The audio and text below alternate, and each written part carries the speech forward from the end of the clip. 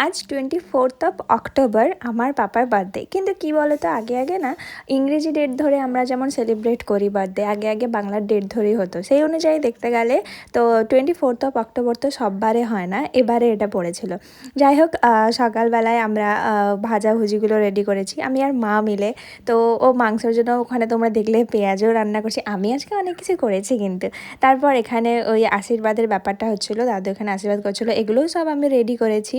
তারপর আমার দাদু আর বাবা জানেই না কি যে আমি ভিডিও করছি। তো তারপর চলো, আজকে তোমাদের বাড়িতে কিভাবে পায়েস রান্না হয় সেটা তো আমি জানি না, কিন্তু আজকের পর থেকে আমার বাড়িতে কিভাবে পায়েস রান্না হয় সেটা তোমরা কিন্তু জেনেই যাবে। পায়েস রান্নার সবথেকে বেস্ট পার্ট আমার যেটা লাগে, কাজু বাদাম আর কিশমিশ, মানে পায়েসের মধ্যে এইটাই আমার ফেভারিট।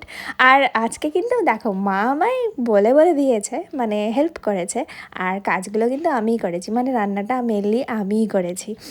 এখানে চালটা সিদ্ধ হতে হতে আমরা চলো দুধটা রেডি করে নিই।